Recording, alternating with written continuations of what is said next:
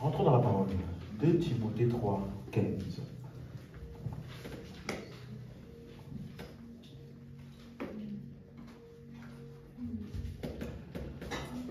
Il dit, dès ton enfance, tu connais les saintes lettres qui peuvent te rendre sage à salut par la foi en Jésus-Christ. Ensuite, toute écriture est inspirée de Dieu et utile pour enseigner, pour convaincre, pour corriger et pour instruire dans la justice. Cela veut dire que chaque jour que tu es exposé aux Écritures, cela te permet d'avoir, 1, des convictions plus solides, 2, de corriger au fur et à mesure ta perception du salut que tu as reçu. Est-ce que vous suivez? Et donc, ça veut dire qu'une chose importante qu'il doit avoir dans l'Église, c'est l'enseignement des Écritures. Je ne le dirai jamais assez. Une église dans laquelle on n'apporte pas à la parole une place prééminente est une église à coup sûr qui va dériver. Est-ce que vous suivez? Tu peux garder du monde par des expériences, garder du monde par des loisirs. De nos jours, maintenant, il y a des gens qui invitent même des comédiens à l'église. Il y a des gens qui amènent à l'église de faire des shows, tout type de choses. Mais aucune de ces choses n'affermit un croyant.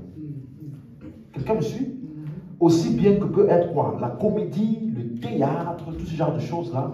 La révélation de Dieu pour l'humanité nous a été communiquée par la parole. La prédication de la parole est ce par quoi Dieu se révèle.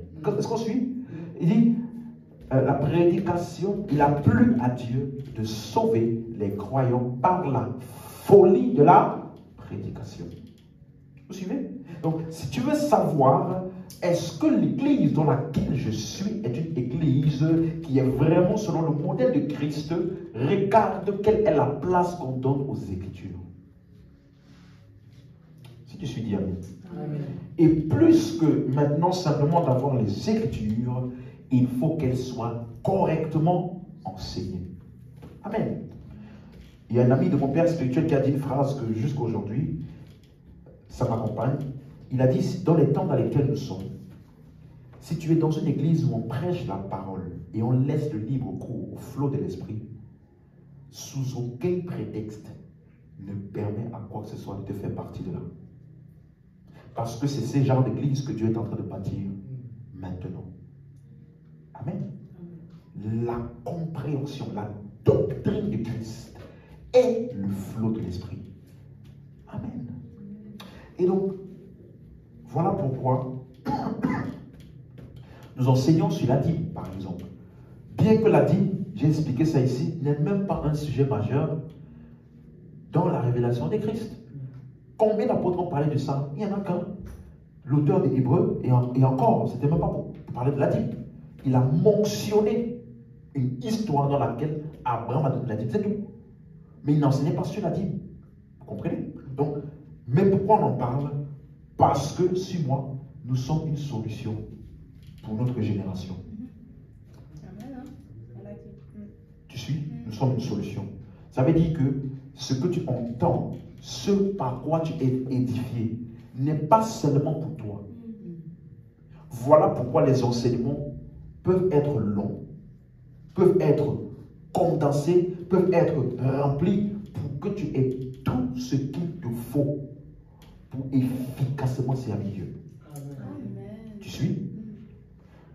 J'avais dit ça ici une fois. La préparation, sans dénigrer aucun métier, la préparation d'un plombier et la préparation d'un chirurgien du cerveau ne peut jamais être la même chose. Tu suis?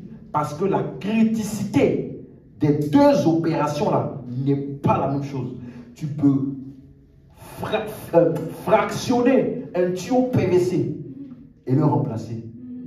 Mais tu ne peux pas fractionner un cerveau et remplacer n'importe comment. Donc il y a des domaines où l'erreur l'erreur peut être fatale, mais j'allais dire, l'erreur peut être rattrapée, gérée. Hein? Mais il y a des endroits où tu n'as pas le droit à l'erreur. Et est-ce que tu sais que, je te dis, tu ne peux jamais opérer avec Dieu à un niveau supérieur de l'église dans laquelle tu vas. Jamais. Tu peux lire la Bible comme tu veux. Tu vas toujours comprendre la Bible à la lumière du type d'enseignement que tu reçois. Donc, pour te montrer à quel point important est quelqu'un qui se place ici pour t'enseigner. Ce qu'il te dit là va influencer toute ta vie chrétienne. Lis bien, toute ta vie chrétienne. Et ce n'est pas par la grâce de Dieu. Tu peux vivre toute une vie chrétienne dans l'erreur. Quelqu'un suit? Donc, les enseignements que tu reçois, c'est pour t'établir dans la compréhension de Christ et de son œuvre. Alors, la Bible dit maintenant, on a donc vu que c'est important de parcourir correctement, efficacement les Écritures. Par exemple, j'avais dit ici que quand tu lis les Écritures, fais attention aux détails. Jésus plusieurs fois a dit, n'avez-vous pas lu? Ça veut dire qu'il est possible de parcourir les Écritures, mais de ne pas prêter attention aux détails. Tu suis? Et un détail qu'on a vu par exemple pour la dîme, si tu lis, simplement, la dîme n'a jamais été l'argent. Amen. On a étudié la dîme au début sur 4 colonnes. On s'en rappelle? La première colonne, c'est quoi? Avant la loi. La deuxième colonne, après la loi. Troisième colonne, les 4 évangiles. Et la quatrième colonne, les épîtres. Et on a vu donc que, en ce qui concerne la deuxième et la troisième colonne, ils sont ensemble, parce que la dîme qui est mentionnée dans les 4 évangiles par Jésus est la même chose que la dîme selon la loi. Vous êtes d'accord? Et donc, la première et la quatrième colonne sont ensemble aussi. Et une chose qu'on a vue, donc, concernant la dîme de la loi, dans Hébreux chapitre 10, verset 8, il nous montre clairement que la loi et tout ce qu'elle contient comme pratique a été aboli. Et il dit, après avoir dit d'abord, tu n'as voulu, et tu n'as crié ni sacrifice, ni offrande, ni holocauste, ni sacrifice pour le péché, ce qu'on ouvre selon la loi, la suite. Il dit ensuite, voici, je viens pour faire ta volonté. Il abolit. On a vu que ce mot-là, c'est un mot grec qui veut dire tuer, faire mourir. Donc, Jésus-Christ a tué la loi, tué la première, et il a rendu fermement établi la seconde. Est-ce qu'on suit? Donc, la dîme de la loi ne doit jamais plus être mentionnée ni utilisée au milieu de nous. Suivez? Un chrétien qui essaye de pratiquer la loi de la dîme, il est forcément ignorant parce que c'est inapplicable aujourd'hui. Je vais vous montrer encore plus pourquoi. 2, ça veut simplement dire que les gens qui font ça, soit ils sont ignorants, soit ils sont des manipulateurs. Un des deux, soit c'est par ignorance, parce que généralement les gens, malheureusement, n'aiment pas souvent questionner les traditions qui ont été perpétuées depuis plusieurs années. On a souvent du mal à questionner. Non mais ça marche, non mais tout le monde fait. Pourquoi essayer de ramener quelque chose de nouveau? Est-ce qu'on suit? Donc ça c'est la première chose. Mais deuxièmement, il y en a qui se plaisent dans ça. Vous suivez? Au point où j'ai même certaines personnes qui disent que tu ne donnes pas la dîme, tu n'es pas sauvé. Oui, parce qu'ils disent que si tu ne donnes pas la dîme, tu es un voleur. Parce que tu voles Dieu. Dieu a dit, vous me volez, comment? Dans les dîmes et les... Et la Bible dit que les voleurs n'hériteront pas le royaume. On appelle ça des acrobaties. Tu fais des acrobaties de versets. Mais, il y en a qui disent ça, et il y a des chrétiens, vraiment, qui y croient. Donc, il ne joue pas avec sa dîme. Parce que, selon lui, c'est un peu impacter son salut. Amen. Quelqu'un comprend? Et on a vu également donc que dans Hébreux 8, verset 7, c'est la même chose. Si la première alliance avait été sans défaut, il n'aurait pas été question de la remplacer. Donc, une des choses importantes qu'il faut comprendre en tant que croyant, la nouvelle alliance n'est pas un complément de l'ancien, n'est pas une amélioration de l'ancien, n'est pas un supplément de l'ancien, c'est un remplacement. Ça veut dire que quand c'est mis en place, l'autre là devient obsolète. On ne peut pas appliquer les deux ensemble. Et tu suis toujours dit amen. Alors, on a commencé donc à voir. Mais si la dîme de la loi est abolie, je suis d'accord. Quelqu'un peut dire, je suis d'accord. Mais Abraham, il a donné la dîme. Qu'en est-il d'Abraham? Et on a commencé à expliquer que dans le livre de Hébreux 7, il ne parlait pas, ce n'était pas un enseignement sur la dîme. C'était l'exposé de l'auteur des Hébreux qui était en train de montrer la suprématie du sacerdoce de Jésus-Christ sur le sacerdoce lévitique.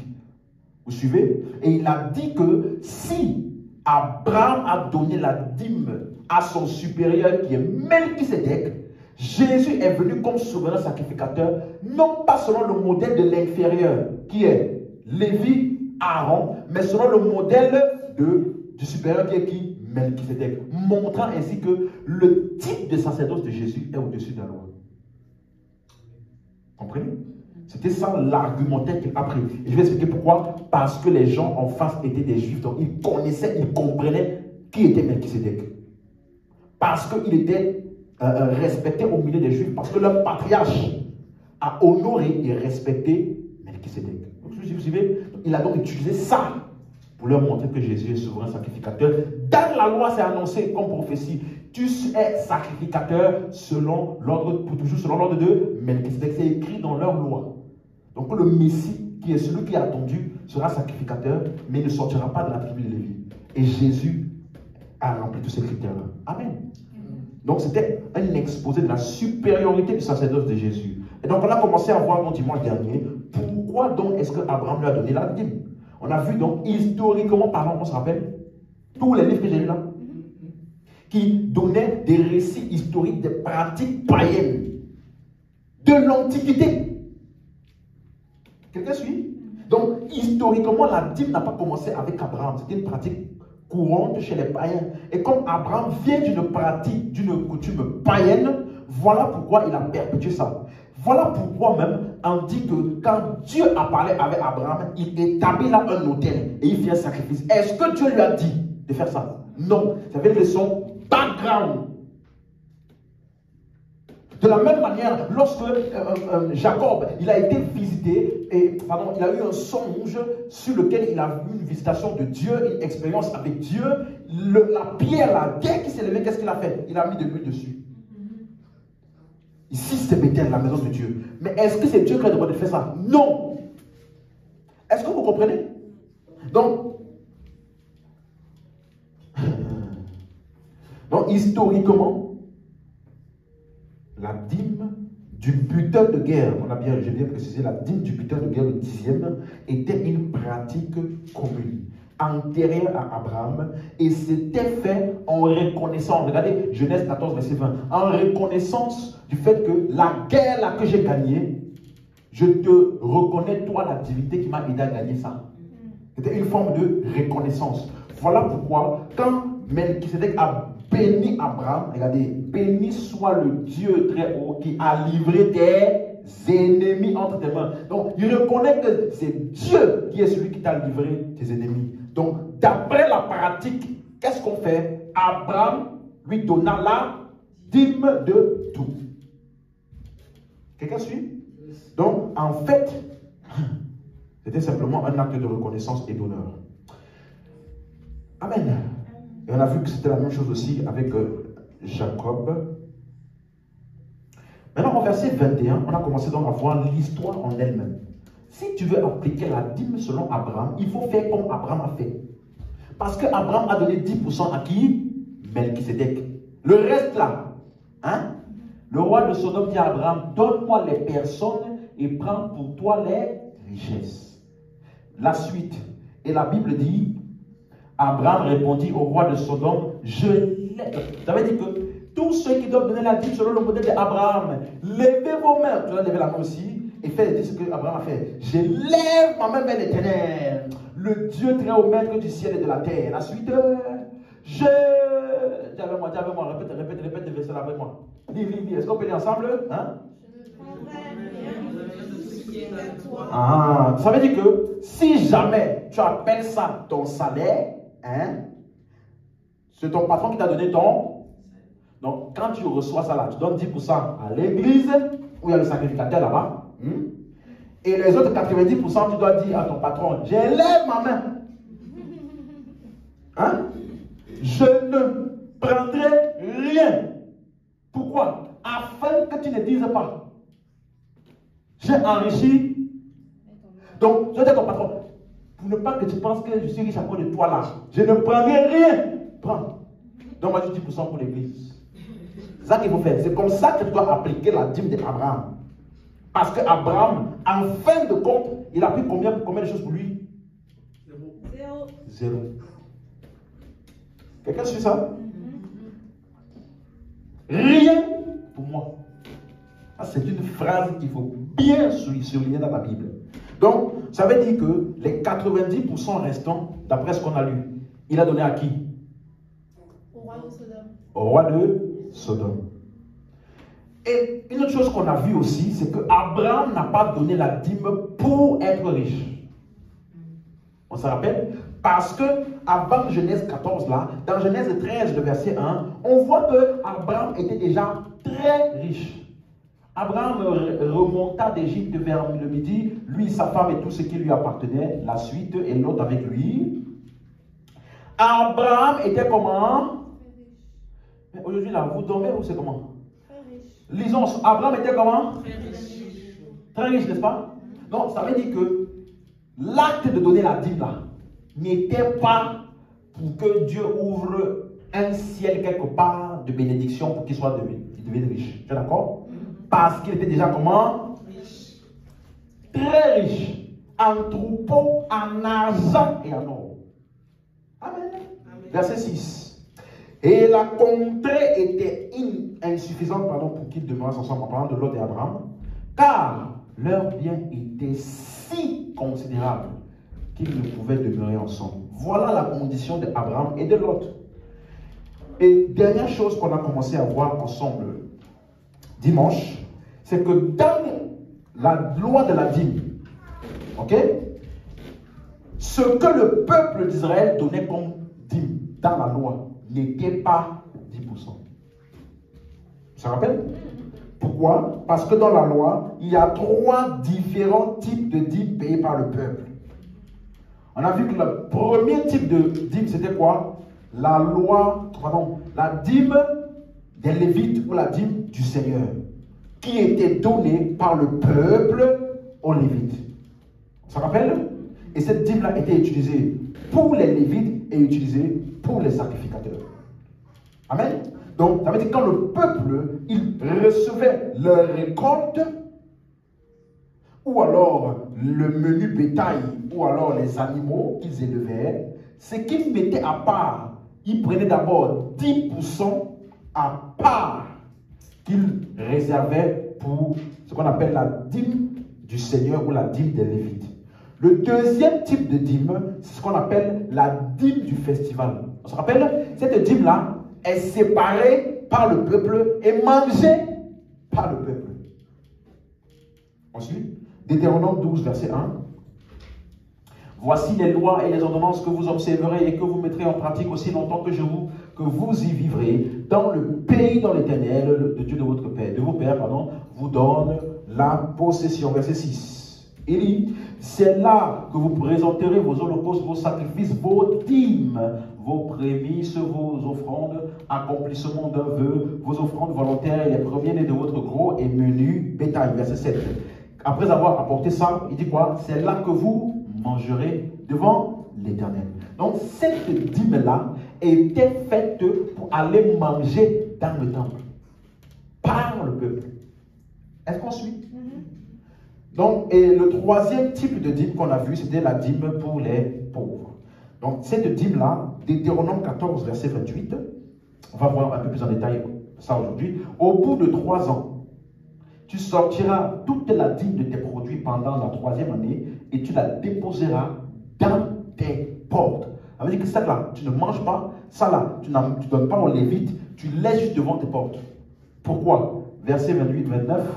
Alors viendront qui? Le Lévite qui n'a ni part ni héritage avec toi, l'étranger, l'orphelin, la veuve qui seront dans tes portes et ils mangeront et se rassadieront afin que l'Éternel ton Dieu te bénisse dans tous les travaux que tu entreprendras de tes mains. Est-ce que c'est clair? Donc, ces trois types de dîmes-là étaient donnés par le peuple. Donc 10% plus 10% plus 10% chaque 3 ans. Donc, ça fait 3,3% par an. Donc en fait, ce que le peuple séparait chaque année, c'était combien? 23, pas 10%.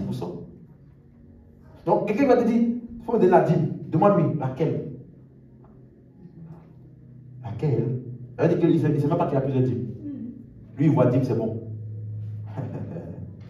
Et donc j'ai commencé, j'ai terminé par ça et je vais continuer aujourd'hui. Quelques faits donc importants sur la dîme. Le premier fait qu'on a vu, c'était que la dîme devait être faite dans le pays. Deutéronome 12, verset 1. Est-ce qu'on suit? Ok. Voici les lois et les ordonnances que vous observerez et que vous mettrez en pratique, suis-moi, aussi longtemps que vous y vivrez ou dans le pays.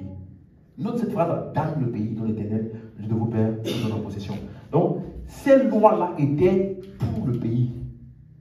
Donc, ça veut dire que pendant qu'ils étaient dans le désert, ils n'ont jamais appliqué ça. Quelles sont les lois en question? Verset 5. Mais vous le chercherez à sa demeure et vous irez au lieu que l'Éternel votre Dieu choisira parmi toutes les tribus pour y résider son nom. La suite, c'est là que vous présenterez vos holocaustes, vos sacrifices, vos dîmes. Donc, ça veut dire que c'était pour le lieu là, pour le pays là-bas. En d'autres termes, ça veut dire que pendant tous les 40 ans où le peuple d'Israël était dans le désert, en route vers le pays, ils n'ont pas donné la dîme. Tout le monde est d'accord? Et comme ils n'ont pas donné la dîme, les cieux étaient fermés pour eux. Le dévorateur a dévoré leurs finances. Hein? Si tu lis bien ta Bible, on va dire là-bas, là, ils n'ont manqué de rien. Même les sandales n'étaient pas abîmées. Pendant la nuit, il y avait le climatiseur. Ah pardon, pendant la nuit là, il y avait le chauffage. Hein? Et pendant le jour, quand il faisait chaud, il y avait la clim. Tu as vu? Leur clim n'est pas tombé en panne. À cause du dévorateur. Quelqu'un comprend? Donc, c'est pour que ils n'ont pas. Même Moïse, qui a donné la loi de la dîme, ne l'a jamais donnée. Pourquoi? Parce qu'il n'est pas entré dans le pays. Quelqu'un suit? Donc, deuxième fait, Moïse n'était plus là lorsqu'ils ont commencé à donner la dîme. Troisième fait important. Lorsque le peuple d'Israël était expulsé, revenons au verset 1, du pays, ou lorsqu'ils étaient exilés, ils arrêtaient de payer la dîme. Pourquoi? Parce qu'on dit aussi longtemps que vous vivrez où? Dans le pays. Vous suivez? Non? C'est pour ça que tu vas remarquer que lorsqu'ils ont été déportés à Babylone, il n'y a eu aucune mention de la dîme dans cette période-là. Par contre, lorsqu'ils sont revenus de l'exil en Babylone, ils ont recommencé à pratiquer la dîme. Pourquoi? Parce que c'était pour le pays, pour le lieu. Est-ce qu'on est d'accord? Donc, quatrième fait important, la 7e année, ou alors la 50e année aussi, on appelle ça le jubilé, personne ne donnait la dîme. Personne ne payait la dîme. Exode 23, verset 10. Exode 23, verset 10. Pendant 6 années, tu ensemenceras la terre et tu en recueilleras le produit. La suite. Mais la 7e, tu lui donneras du relâche. Et tu la laisseras en repos. Les pauvres de ton peuple en jouiront, les bêtes des champs mangeront ce qui restera. Tu feras de même pour ta vigne et les oliviers. Est-ce que c'est clair pour quelqu'un? Viens au verset 11. Ah non, c'est bon. Lévitique 27, pardon. Lévitique 27 maintenant. Verset 3. Pendant 6 années, Lévitique 25. Verset 11.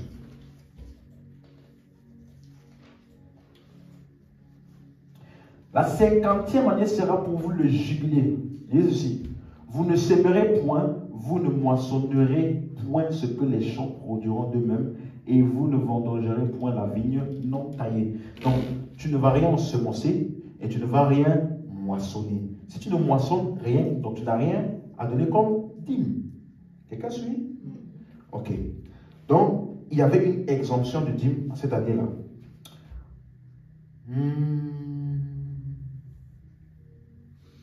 Cinquième chose, voilà, c'est ça. Ça fait 5, hein? Ça fait 4 ans. 4 pour la 7e année. Non.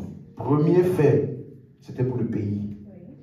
Deuxième fait, Oui, ce n'était pas. Moïse n'était plus là quand on a commencé à donner la dîme, donc il n'a pas donné la dîme. Troisième fait, s'ils étaient expulsés du pays et qu'ils quittaient le pays, ils arrêtaient de payer la dîme. Quatrième fait, Jubilé. jubilé. Donc maintenant, cinquième fait. Oui. C'est bon? Oui, oui. Ok. Cinquième fait, les pauvres ne devaient pas donner la dîme. Dans la loi, les pauvres ne donnaient pas la dîme. Et je veux même te... Allons doucement. Je risque de choquer quelqu'un ici. Deutéronome 26, verset 12. Regardez ce qu'il dit. Lorsque tu auras achevé de lever toute la dîme de tes produits la 3e année, l'année de la dîme, tu la donneras aux Lévites, à l'étranger, à l'orphelin et à la veuve, et ils mangeront et se rassasieront dans tes portes. Donc aucune de ces personnes-là ne donnait la dîme. Suivez? C'est clair? L'étranger, l'orphelin et la veuve. Pas le Lévite, parce qu'on va voir pourquoi après. C'est clair? Verset 13. Tu diras devant l'Éternel ton Dieu, j'ai ôté de ma maison ce qui est consacré, et je l'ai donné aux Lévites, l'étranger, l'orphelin et la veuve, selon tous les ordres que tu m'as prescrits. Je n'ai transgressé ni oublié aucun de tes commandements. Donc, ces gens-là n'étaient pas supposés donner la dîme. Ils étaient censés la recevoir. Lévitique 19, verset 10. Lévitique 19, verset 10. Lévitique 19, verset 10. Est-ce qu'on est à la page? C'est bon? Tu ne cueilleras pas non plus les grappes restées dans ta vigne et tu ne ramasseras pas les grains qui en seront tombés. Tu abandonneras cela aux pauvres et à l'étranger. Donc, ça veut dire que les pauvres et les étrangers, il y avait une partie qui était laissée pour eux. On va voir ça mieux dans Lévitique 23, verset 22. Regardez. Quand vous ferez la moisson dans votre pays, donc le temps de la moisson est arrivé, de moissonner tout ce qu'on a semé et ensemencé. Regardez ce qu'il dit. Dans votre pays, tu laisseras un quoi? Donc, ça veut dire qu'il y a un coin de ton champ que tu vas laisser sans le moissonner. Et tu ne ramasseras pas ce qui reste à glaner. Pourquoi? Tu abandonneras cela à qui? Aux pauvres et à l'étranger. C'est clair? Donc, ça veut dire que, vous êtes ici, la loi de la dîme là, ça a été donné pour à cause de l'égoïsme ou la dureté de cœur du peuple. Quand tu amasses là, hein, normalement, si tu es généreux, on n'a pas besoin de te dire ça. Hein? Non? C'était en essence pour prendre soin. Malachie 3, verset 3. Il s'assiera, fondra et purifiera l'argent. Il purifiera les fils de Lévi, il les épurera comme on épure l'or et l'argent, et ils présenteront à l'Éternel des offrandes avec justice. Verset 5. Je m'approcherai de vous pour le jugement, et je me hâterai de témoigner contre les enchanteurs, les adultères, contre ceux qui jugent faussément, contre ceux qui retiennent le salaire du mercenaire. Regardez, qui oppriment la veuve et l'orphelin, qui font tort à l'étranger et ne craignent pas. Donc, l'essence même de la réprimande qu'on lit dans tout Malachie là, c'était pourquoi? Parce qu'ils ne prenaient pas soin des pauvres et des orphelins. Ils ne prenaient pas soin, on va voir aussi par la suite, de ce qui devait partir aux Lévites. Vous comprenez? Suivez bien. Suivez très bien. Donc, ça veut dire que ces personnes-là devaient recevoir l'aide de tous. Parce qu'ils n'avaient rien. Vous comprenez? Donc, la dîme, si tu veux savoir, si tu veux qu'on dise ça, du Seigneur ou des Lévites, dans l'essence, était de prendre soin de ceux qui n'ont pas de territoire à eux-mêmes. Qui? Les Lévites. Et la dîme des pauvres était pour prendre soin de ceux qui ne pouvaient pas prendre soin d'eux-mêmes. Est-ce que vous suivez? Donc les pauvres ne donnaient pas la dîme. C'est pour cela que la dîme était pour aider les autres. Il dit, tu abandonneras un coin, tu laisseras cela aux pauvres et à l'orphelin. Donc, ça veut dire qu'un coin de ton champ devait être laissé sans moissonner pour ceux qui n'avaient pas de quoi manger. Voilà pourquoi, laisse-moi un peu te dire, dans le cas de Jésus, ses parents étaient pauvres. Voilà pourquoi ils n'étaient pas qualifiés pour la dîme. Vous voyez?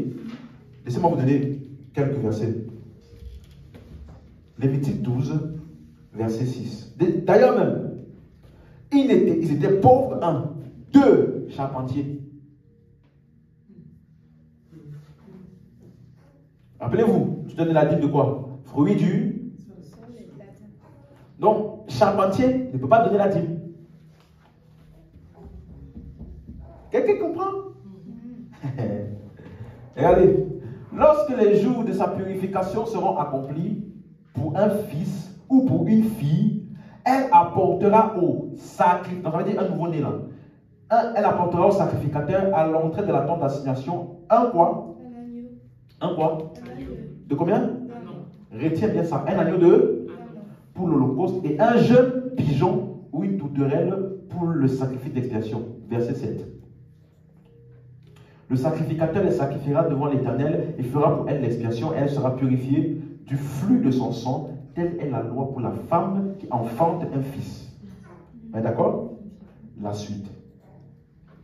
Si elle n'a pas de quoi se procurer un agneau, c'est-à-dire si elle est pauvre, hein, elle prendra 2 tourterelles ou 2 jeunes pigeons, l'un pour l'holocauste, l'autre pour le sacrifice d'expiation. Le sacrificateur fera pour elle l'expiation et elle sera pure. Alors maintenant dans Luc chapitre 2, verset 22. Qu'est-ce que Marie avait offert? Quand les jours de leur purification furent accomplis selon la loi de Moïse, on a lu, n'est-ce pas? Joseph et Marie le portèrent à Jérusalem, en parlant de Jésus, pour le présenter au Seigneur. La suite. Suivant ce qui est écrit dans la loi du Seigneur, tout mâle premier-né se consacrera au Seigneur.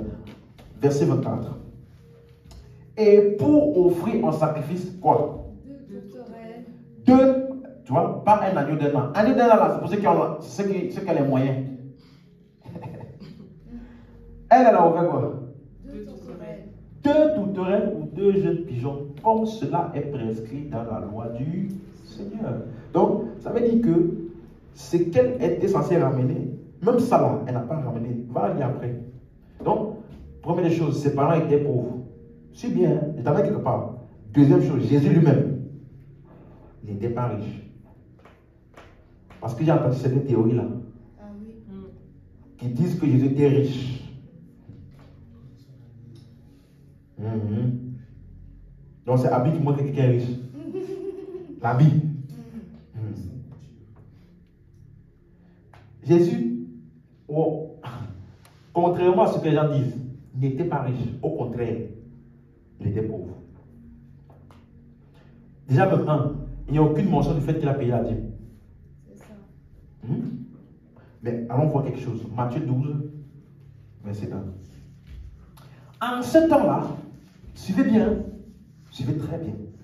Jésus traversa des champs de blé un jour de sabbat.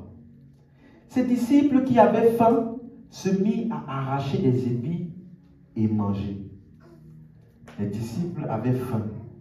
Ils ont arraché des épis et ont la suite. Les pharisiens, voyant cela, lui disent, voici tes disciples font ce qui n'est pas permis de faire le jour pendant le sabbat. La suite. Mais Jésus leur répondit, dit, n'avez-vous pas lu ce que fit David lorsqu'il est faim et lui et ceux qui étaient avec lui, la suite? Comment il entra dans la maison de Dieu et mangea le pain de proposition qui ne lui avait pas permis, qu'il n'était pas permis de manger, non plus qu'à ceux qui étaient avec lui et qui étaient réservés aux sacrificateurs seuls, la suite. Ou n'avez-vous pas lu dans la loi que les jours de sabbat, les sacrificateurs violent le sabbat dans le temple sans se rendre coupables. La suite, je vous le dis, il y a quelque chose de plus grand que le temple. Donc, ils avaient faim, ils ont pris des épis dans les champs pour manger. Le problème, ce n'est pas qu'ils ont pris les épis. Hein. Le problème, c'est parce qu'ils ont pris ça le jour du Deutéronome 23, verset 24. Parce qu'en fait, si tu entres dans la vigne de ton, tu pourras à ton gré manger des raisins et t'en rassasier. Mais tu n'en mettras point dans ton vase. Allez, tu ne dois pas prendre pour chez toi. Mais si tu as faim là, tu trouves une vigne, tu peux aller manger. Tu vois, non? Verset 25. Si tu entres dans les blés de ton prochain, tu pourras cueillir des avec la, mais tu n'agiteras point la faucille sur les blés de ton prochain. Tu vois, c'est pour ceux qui ont faim. Ceux qui n'ont pas eux-mêmes le moyen de se nourrir là, ils vont là-bas pour faire ça. Quelqu'un comprend? Donc quand tu as faim là, tu peux entrer dans le champ de ton prochain pour cueillir des épis et manger. Donc en fait, la description qu'on voit de Jésus dans les 4 évangiles montre qu'il n'était pas riche. En fait, il n'avait même pas de maison à lui. Il était si pauvre que quand il est mort, il aurait dû être enterré dans l'air des pauvres. Mais un homme qu'on appelle Joseph d'Arimathée a prêté son tombeau neuf qu'il avait acheté pour lui à Jésus. Voilà pourquoi Jésus a été enterré parmi les riches. Pas parce qu'il était riche. Tu suis? Et son ministère était supporté et soutenu par les pauvres. Donc, c'est pour dire quoi? Qu'en fait, dans la loi, les pauvres doivent être aidés et entretenus et n'ont pas payé la dîme. La dîme était pour soutenir ceux qui n'avaient aucun autre moyen de soutien. Et c'était aussi pour célébrer, jouir ensemble. Pour la dîme du festival, on se réunissait ensemble, on mangeait nos dîmes ensemble. Amen. Maintenant, laissez-moi entrer dans un texte. Malachie 3, 10. Allons. Tu connais Malachie 3, 10? Apportez à la maison du trésor toutes les afin qu'il y ait de la nourriture dans ma maison. Mettez-moi en sorte de la sorte à l'épreuve, dit l'Éternel des armées. Et vous verrez si je n'ouvre pas pour vous les écluses des cieux, si je ne répands pas sur vous la bénédiction en abondance. Ok. Quelle est la dîme qui était censée être apportée dans la maison du trésor? La dîme du Seigneur. La dîme du Seigneur, celle qu'on donne aux Lévites. La dîme de la dîme. La dîme de la dîme. Tu vois, non? La dîme des Lévites. Les Lévites recevaient la dîme du Seigneur du peuple. Mais ce n'était pas ça qu'on amenait dans la maison du trésor ou dans la maison de Dieu. Parce que parmi les Lévites, comme j'ai expliqué, il y a ceux qui étaient dans le temple qu'on appelle sacrificateurs et ceux qui n'étaient pas dans le temple. Est-ce qu'on suit? Et donc, puisque ceux qui ministrent à l'autel vivent de l'autel, alors les Lévites qui sont éparpillés dans plusieurs villes, qui reçoivent les portions des différentes villes, eux aussi, qu'est-ce qu'ils font? Ils s'en vont donc avec la dîme de la dîme, ils l'apportent à la maison du trésor. Est-ce que quelqu'un comprend? Voilà pourquoi, Nombre 18, verset 11. Voici encore ce qui t'appartiendra. Tous les dons que les enfants d'Israël présenteront par élévation et en les agitant de côté et d'autre, je te les donne à toi, à tes fils, à tes filles avec toi, par une loi perpétuelle. Quiconque sera pur dans ta maison en mangera. Allons directement au verset 28. C'est ainsi que vous prélèverez une offrande pour l'Éternel. Donc, on a déjà dit aux Lévites, Dieu vous a consacré à vous les offrandes, les dîmes du peuple. Maintenant, ici, il dit, vous aussi les Lévites là, vous prélèverez une offrande pour l'Éternel sur toutes les dîmes que vous recevrez des enfants d'Israël. Et vous donnerez au sacrificateur Aaron pour l'offrande que vous en aurez prélevée pour l'Éternel. Est-ce que c'est clair? Donc, ça veut dire que, verset 29, sur tous les dons qui vous seront faits, vous prélèverez toutes les offrandes pour l'Éternel. Sur tout ce qu'il y aura de meilleur, vous prélèverez la portion consacrée. Donc, il y avait une portion qui était consacrée par les Lévites pour le temple, pour les sacrificateurs. C'est clair? Néhémie 10, verset 35. Néhémie 10, 35. Nous résolûmes d'apporter chaque année à la maison de l'Éternel les prémices de notre sol, les prémices de tous les fruits, de tous les arbres. Donc il y avait des prémices pour la maison de l'Éternel. 36. D'emmener à la maison de notre Dieu aux sacrificateurs qui font le service dans la maison de notre Dieu les premiers-nés de nos fils, de notre bétail, comme il est écrit dans la loi, les premiers-nés de nos bœufs. 37. D'apporter aux sacrificateurs, suivez bien, dans les chambres de la maison de notre Dieu, les prémices de la Pâque, nous offrons des fruits de tous les arbres du monde, et de livrer la dîme de notre sol à qui? Aux Lévites, qui doivent la prendre eux-mêmes dans toutes les villes situées que nous cultivons. Donc, ça veut dire que les Lévites, là, ils recevaient la dîme. Suivez bien. Verset 38. Ils recevaient la dîme dans les différentes villes. Qu'est-ce qu'ils doivent faire après? Le sacrificateur fils d'Aaron sera avec les Lévites quand ils lèveront la dîme. Hein? Et les Lévites apporteront la dîme de la dîme à la maison de notre Dieu, dans les chambres de la maison du... Donc, ce qu'il y a dans les chambres de la maison du trésor, là, c'est la dîme de la dîme. C'est clair? Donc, quand il disait à Malachie, apporter à la maison du trésor, là, les dîmes, ça s'adressait à qui? Aux Lévites. Tout le monde est d'accord? Oui. Ça s'adressait aux Lévites. Et ça parlait de quoi? La dîme de la... Tu es d'accord? Oui. Alors quelqu'un m'a dit, Malachie 3, verset 9. Vous êtes frappés par la malédiction et vous me trompez, la nation tout entière. Donc, quand tu dis la nation tout entière ici, mais comment ça se fait que les inscriptions s'adressaient aux Lévites et aux sacrificateurs, et puis il parle de la nation tout entière? Parce que, comme je vous ai dit, ça s'adressait aux Lévites, mais le point qui était mentionné là, de ne pas prendre soin des opprimés, des étrangers, de ceux qui n'en ont pas là, c'était un fléau qui touchait toute la nation. Tout le monde était égoïste. Vous suivez? Quelqu'un comprend? Donc, ça veut dire que ça impliquait toute la nation qui était accusée de ne pas prendre soin des opprimés. Donc, le problème essentiel dans Malachie, il adressait l'égoïsme de la nation, qui affectait donc aussi ce qu'on donnait aux Lévites et aux sacrificateurs. C'est ça l'essence. Amen. Quelqu'un comprend? Et pourquoi Malachie était une voix majeure? Parce que vous allez remarquer que Malachie, Zacharie et Agé, ce sont les trois qui ont parlé du temple, maison de l'Éternel, rebâtir le temple, vous voyez? Parce qu'en fait, ils étaient après Néhémie, dans la même dispensation, lorsqu'ils revenaient de l'exil de Babylone. Remettre en place toutes les choses qui avaient été perdues. Quelqu'un comprend? Allons voir rapidement Néhémie 13, verset 6. Néhémie 13, le verset 6.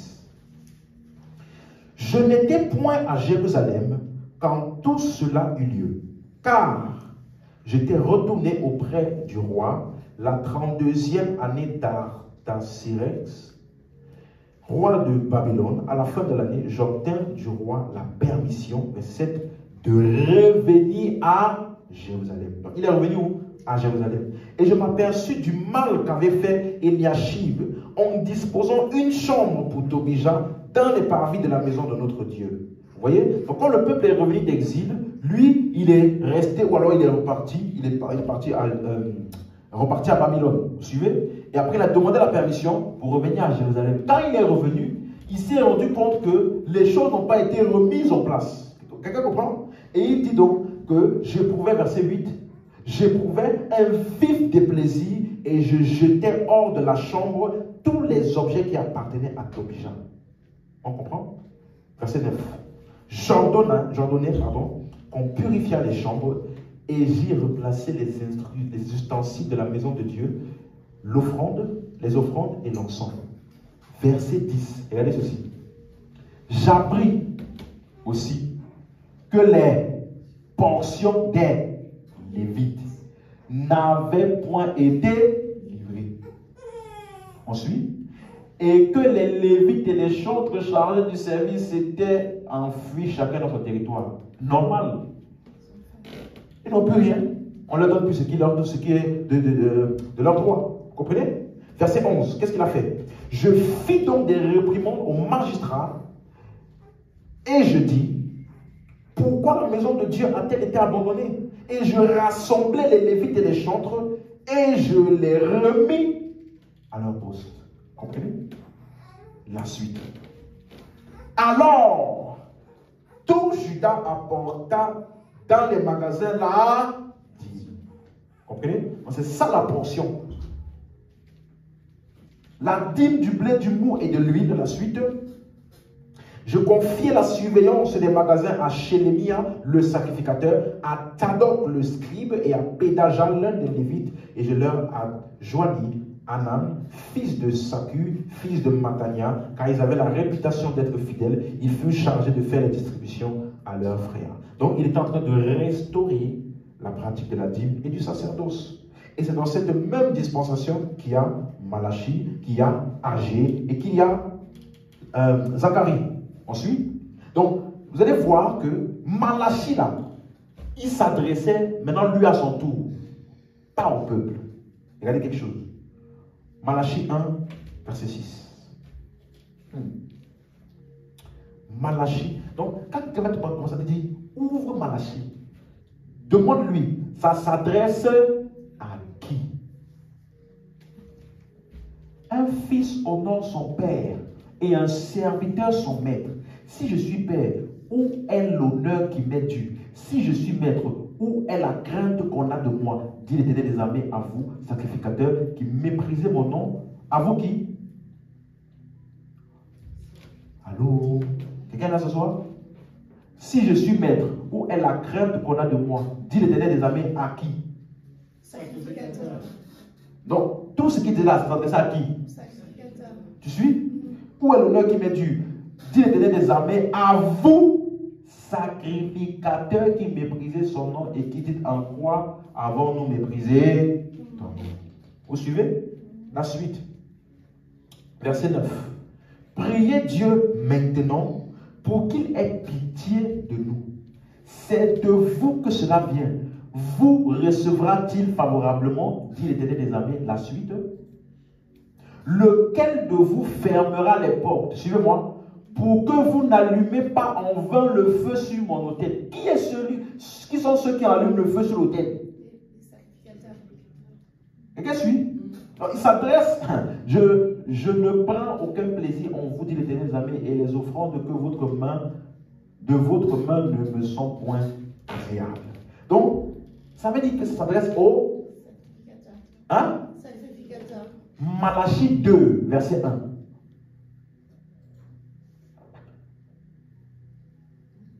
C'est bon? Lisez ensemble. Maintenant, à vous cet ordre qui? Sacrificateur. Tu vois? Non, il parle aux sacrificateurs. Malachi 3, verset 3. Il s'assiera, fondra et purifiera l'argent. Il purifiera qui? Les fils de Lévi. Donc, ce sont des instructions qui étaient pour les Lévites, car c'est eux qui devaient apporter la dîme à la maison du trésor. Quelqu'un comprend ça? Est-ce que c'est clair pour quelqu'un? Donc, en fait, ça s'adressait à toute la tribu lévitique. Apporter la dîme là, ça s'adressait aux Lévites. Pour les sacrificateurs, on disait, ils ne faisaient pas bien les offrandes, ils n'honoraient pas assez Dieu dans ce qu'ils faisaient. Quelqu'un comprend? Donc, ça ne parlait pas au peuple. Donc, si quelqu'un veut pratiquer la loi de la dîme là, il doit suivre les instructions comme on a vu. Donc, il faut se poser la question, donc, si on doit appliquer ça, aujourd'hui, qui est Lévite? Qui est le sacrificateur aujourd'hui? Supposons même, ça j'ai pensé à ça. Écoutez-moi, supposons que les Lévites, écoutez bien, Les Lévites là, hein, c'est ceux qui servent à l'église. Il y a les membres, hein, il y a ceux qui servent à l'église, et le sacrificateur c'est qui? Le pasteur. Donc, qui doit prendre la dîme du peuple? Ceux qui servent à l'église. Ouais, non? Et le pasteur doit prendre quoi? La dîme de ceux qui servent à l'église. Ça veut non? Non, ça veut dire que, de plus, n'oublie pas, c'est qui le pauvre et l'étranger? C'est qui?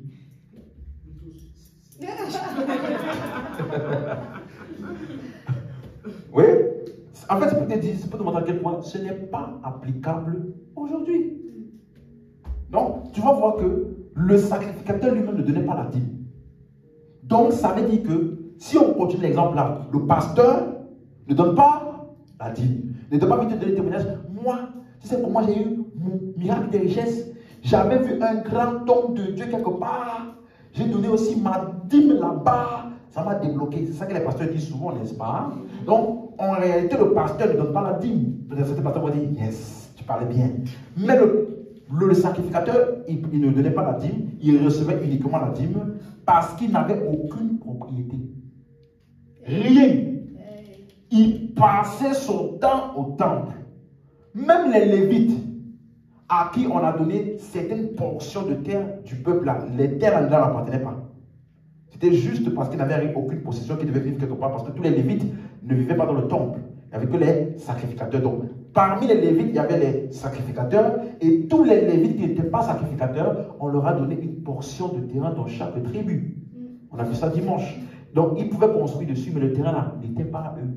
Est-ce que quelqu'un comprend ça? Donc, ça veut dire que si tu es homme de Dieu aussi aujourd'hui, tu dois rester dans le temple uniquement. Tu ne peux pas avoir des voitures, des dettes privées. Tu ne peux pas avoir... non, tu dois rester dans le temple et te nourrir uniquement de la dîme. Tu vois? Donc, ça veut dire que... Et la dîme, là, n'oubliez pas, c'était uniquement soit des plantes, soit des animaux. En tout cas, c'était nourriture. Pas l'argent.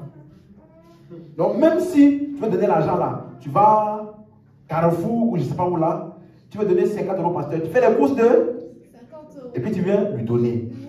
Pas l'argent. Hey. Donc, c'est impossible d'appliquer ça aujourd'hui. Si quelqu'un dit la dîme, demande-lui laquelle. De quelle dîme est-ce que tu parles? Pourquoi on met l'emphase sur ça là? C'est pour que ton système de pensée soit libéré de toutes ces choses-là. Parce que laisse-moi te dire, ça là, c'était dans la loi. Mais la Bible dit qu'aujourd'hui, par la grâce de Dieu, nous avons une route nouvelle qui a été inaugurée par le Seigneur. Hébreux 10, verset 19. Ça là, ce genre de choses-là, ça ne s'applique pas à nous. Nous, regardez, Hébreux 10, 19. Frère, puisque nous avons, au moyen du sang de Jésus, une libre entrée dans le sanctuaire. Nous avons une libre entrée dans le sanctuaire. Ça veut dire que tu n'as plus besoin de ces choses-là. Tu n'as plus besoin. Non, on a une libre entrée. Verset 20 maintenant. Par la route, comment? Nouvelle et vivante qu'il a inaugurée pour nous à travers du roi. C'est-à-dire de sa chair. Donc, on ne fonctionne plus de cette manière-là. Notre cœur n'est pas endurci comme leur cœur. Parce que la loi a été donnée à cause de la dureté du cœur des hommes. Jésus, pour nous aujourd'hui, Hébreux 9, 14, pour nous aujourd'hui, Jésus, il nous a purifié nos cœurs, notre conscience, afin que nous servons le Dieu vivant. Est-ce que c'est clair? Donc, il dit, combien plus le sang de Christ qui par un esprit éternel s'est offert lui-même sans tâche à Dieu, purifiera-t-il notre conscience des œuvres mortes, afin que vous serviez le Dieu vivant. Donc, ce que nous faisons aujourd'hui, c'est parce que Christ nous a déjà purifiés et nous servons librement le Dieu vivant. Il y a une route nouvelle et vivante qui a déjà été inaugurée pour nous. Et par son sang, il nous a ouverts. Et nous sommes entrés une fois pour toutes. Donc, tu ne cherches plus à, ni par la dîme, ni par je ne sais pas quoi d'autre, à essayer de plaire ou à essayer de gagner de l'acceptance devant Dieu ou à essayer d'hériter les bénédictions de Dieu. Vous voyez, on n'en a plus besoin. Nous ne fonctionnons plus de cette manière-là. Et une chose que j'ai trouvée intéressante, et je vais conclure par ça ce soir. Une chose que j'ai trouvée intéressante, c'est que même dans le livre de Actes des Apôtres, dans lequel ils ont ramassé une grosse partie des pratiques de la loi pour continuer à appliquer, parmi toutes les pratiques qu'ils ont ramassées là, ils n'ont pas pris la dîme. Tu comprends? Parmi les choses qu'ils ont exigées aux non-juifs qui se convertissaient, l'observation de la loi, parmi les choses exigées, il n'y avait pas. Acte 15, verset 19. Quelqu'un suit? Acte 15, 19.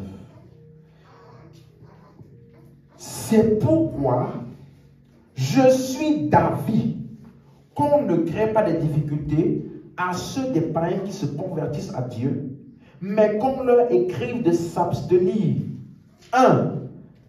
On écrive de 1, s'abstenir des souillures des idoles, de l'impudicité, des animaux étouffés et du sang. Verset 21. Car depuis bien des générations, Moïse a dans chaque ville des gens qui le prêchent, puisqu'on le lit tous les jours de sabbat dans les synagogues. Verset 28.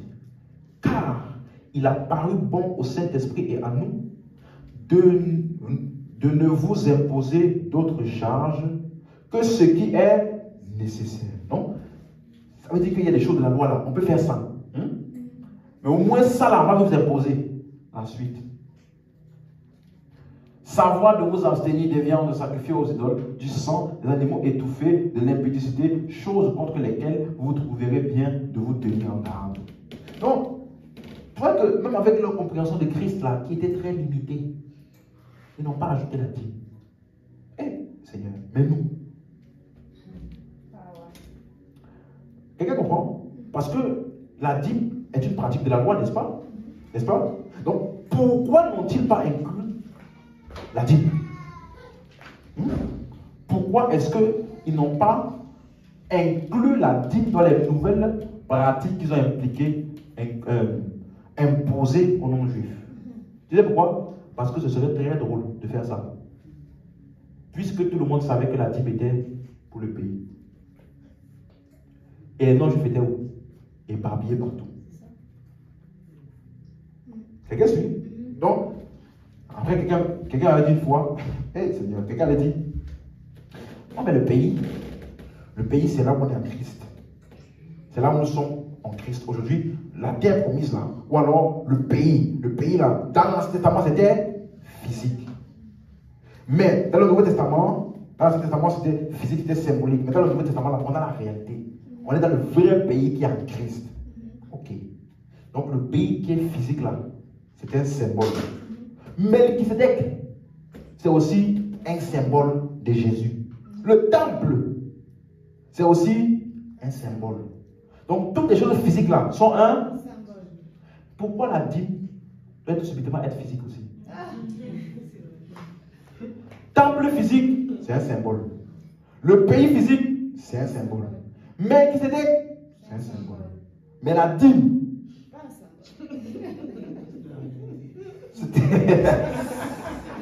tu vois? Si l'endroit où on doit donner là, c'est l'endroit physique et symbolique, d'accord. Donc la dîme aussi doit être symbolique. Là, je dirais oui. C'est peut-être ce que l'offrande du corps de Jésus alors. Et ce qui était de la Melchisédek, c'est symbolique. Quelqu'un comprend? Mais aujourd'hui, Jésus n'a offert, alléluia, à aucun souverain sacrificateur, puisqu'il s'est offert lui-même, en tant que souverain sacrificateur et en tant que sacrifice, pour faire médiation entre nous et Dieu. Est-ce que c'est clair? Donc, pour revenir à ce qu'on disait, dans le livre de Actes des Apôtres, ils n'ont pas ajouté la dîme. Pourquoi? Parce que Jésus a dit que ça ne faisait pas partie des choses qui sont les plus importantes dans la loi. Amen. Amen. On peut se lever. Donc si tu veux donner la dîme aujourd'hui, il faut que tu identifies les différentes dîmes, hein, les différents participants, qui est le peuple, qui sont les Lévites, qui est les sacrificateurs, c'est où le temple, c'est où le pays. Ah non, mais je vais donner la dîme comme Abraham. Il faut aller à la guerre. Et tu vas ramener la dîme du butin de... Donc, si tu n'as pas fait de guerre, ah mais c'est le combat spirituel. Bon, là, si tu as fait combat ou guerre spirituelle, là, ça c'est un autre niveau. Parce que c'est quel butin de cette guerre-là que tu vas ramener. Amen. Nous avons une route nouvelle et vivante qui a été ouverte par Jésus. Donc ce dimanche, je vais donc répondre à la question: comment est-ce que nous donnons donc aujourd'hui? De la même manière que tu as été content là, quand j'ai expliqué la dîme, c'est pas pour nous là, tu dois aussi être content de la manière, parce que les épîtres là, qui annulent la loi, les pratiques de la loi, ils rendent obsolète tout ce qu'ils faisaient là. La même épître là nous explique comment nous, qui avons reçu justement la nouvelle naissance ou la vie nouvelle de Dieu en Christ là, comment est-ce qu'elle se déploie ou se manifeste à travers nous. Et une de ces manières, c'est en donnant. Suivez? Donc, comment est-ce que nous donnons aujourd'hui? Est-ce que je dois donner un pourcentage? Est-ce que je donne pour être béni? Suivez bien. Hein? Est-ce que, oh, si tu donnes à celui à qui, c'est quoi déjà? Cherchez, vous trouverez. Demandez, on vous donnera. Frappez, on vous ouvrira. Donnez, non, ça dans le verset. Il y a un verset qui dit, donnez, et l'on vous donnera une mesure, c'est ça là. Hein? Donc maintenant, toi tu viens à l'église, et puis tu dis, Seigneur, je donne. Je crois que quand je vais donner là, une mesure secouée, remplie, va revenir pour moi. Quand tu fais ce genre de choses là, ça veut dire que tu as lu la Bible avec ta tête. Tu as déjà ta compréhension, tu es parti lire là-bas. Parce que si tu lisais le verset, tu allais comprendre à qui ça s'adressait, de qui ça parlait. On n'a pas dit Dieu vous donnera. Donner et Dieu vous donnera. L'homme, en allant on dit même l'homme. L'homme vous donnera. Donc celui-là qui te donne la c'est qui? Donc Dieu, là-bas il parlait de quoi? Le système de fonctionnement entre les... Et maintenant quand il s'agit de Dieu, il dit, soyez comme votre Père qui est dans le ciel. Lui là, que tu sois bon, que tu sois mauvais, il fait tomber sa pluie. Il est en train de faire quoi? Le contraste entre la manière de fonctionner des hommes et la manière de fonctionner de Dieu. Pour les hommes, il dit, on vous mesurera à la mesure à laquelle vous avez mesuré. Ne jugez point afin qu'on ne vous juge point. Ça là, c'est entre les hommes. Il t'explique comment ça fonctionne dans le système de relation entre les hommes. Il fait maintenant pour te dire que par contre avec Dieu, lui, il n'est que bon. Tu vois? Donc tu ne peux pas prendre le système de fonctionnement des hommes pour appliquer ça à Dieu. Ça veut dire que tu n'as pas compris l'enseignement qu'il donnait. Quelqu'un comprend? En tout cas, comment est-ce que nous on donne donc? Pourquoi est-ce qu'on donne? Parce que je n'ai jusqu'à maintenant pas encore dit. Parce que quelqu'un m'a demandé ça. Donc ça veut dire qu'on ne donne plus alors? Je n'ai pas encore répondu à cette question. J'ai juste dit que nous, on ne donne pas la dîme. C'est clair? Nous, on ne donne pas la dîme. On ne lit pas Malachie 3. C'est le temps des offrandes, n'est-ce pas? C'est le temps des offrandes et des dîmes. Il est écrit dans Malachie 3. Nous, on ne fait pas ça. Hein? Mais je n'ai pas dit qu'on ne donne. Donc, rendez-vous dimanche pour la réponse. Amen. Lève la voix, lève la main.